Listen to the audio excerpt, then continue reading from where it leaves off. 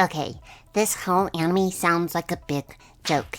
An old guy being reincarnated as a villainess sounds like utter mockery to the genre as a whole.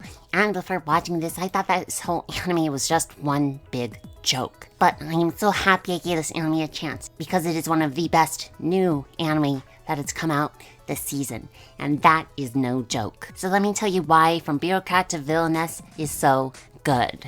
First of all, if you're looking for a normal villainess, this one is actually surprisingly quite the normal one. But like all other good ones, it has a unique premise added on top to distinguish it from the rest. And this premise isn't the villainess is a 52-year-old man. Laugh. But instead, it's all about family. For most of this anime, aside from the usual villainess stuff, it's all about family, which I love to see. This anime is full of positive examples of family.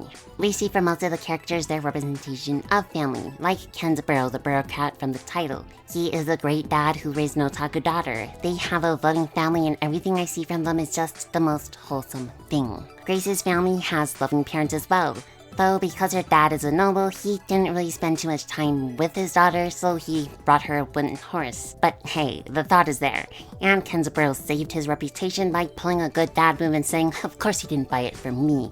That was from a younger cousin. And because Kenzaburo's a dad, a lot of the anime sweet points are centered around parents doing good for their children. It's just full with those really sweet, really chill parents, and Grace Kenzaburo, the combo of the two, going, yeah, those are some really good parents, and you're making your parents really proud. And having all those wholesome parent moments are just really sweet. Usually anime really doesn't focus on that bond too much, but man, this one is just so sweet with all those darn wholesome parents.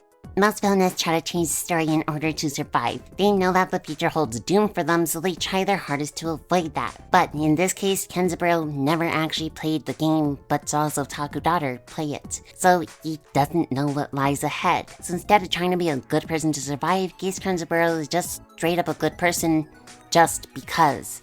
Revolutionary, I know. Because Kenzaburo was a bureaucrat in Japan of all places, he knows how to handle most every political and quote situations. So dealing with noble life and trying to be a good person is nothing. Even when he tried to play the role of villainess, it didn't work because he just started being a good person.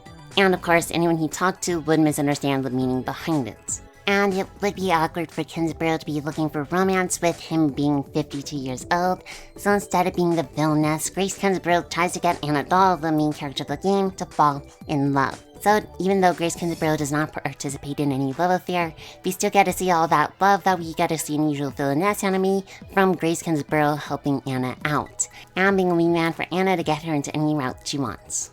Now, this anime does something special, and I think it's amazing.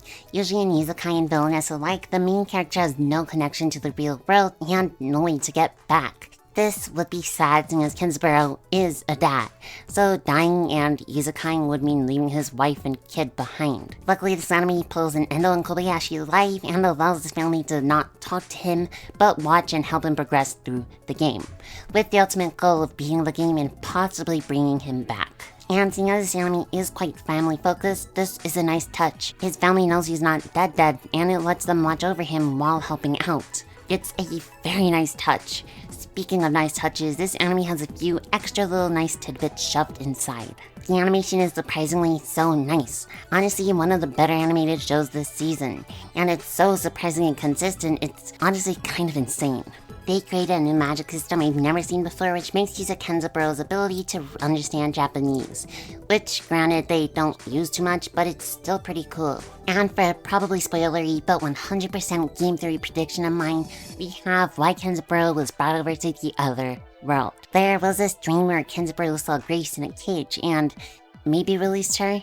This is also in the intro. So my theory is that something happened to Grace to make her all mean and villainess-like. Because she was sweet when she was a kid, always hanging with the Meister and watching people do their jobs with enjoyment. But clearly the game Grace is supposed to be an evil villainess. So something happened, and I'm guessing Kenzaburo was there to help Grace. I guess basically be like her Jiminy Cricket. Literally becoming her conscious and releasing her back into the state she was when she was a kid. Nice, caring, and full of love for all. And I think with the honest quality of the anime, that guess isn't too far off. Like, even before Kenzaburo took over, when Grace was young, she was out here making people feel better and their lives better. Like with the fox girl and her curling iron hands. That was 100% Grace doing what Kenzaburo is doing now. I'm cooking here, I'm telling you. But again, I have no clue if that's true, it is just a prediction. But yeah, this anime is just great. It is just a nice story and a beautiful anime. Honestly surprised me to say this, but it's definitely in the upper echelon of villainous anime. And I would be super surprised to hear that about this anime before it came out, all I'm saying. But yeah, that's about it. Hope you enjoyed this video. If you did, you can subscribe if you want. But anyways, I'm Ayanoli, and bye-bye.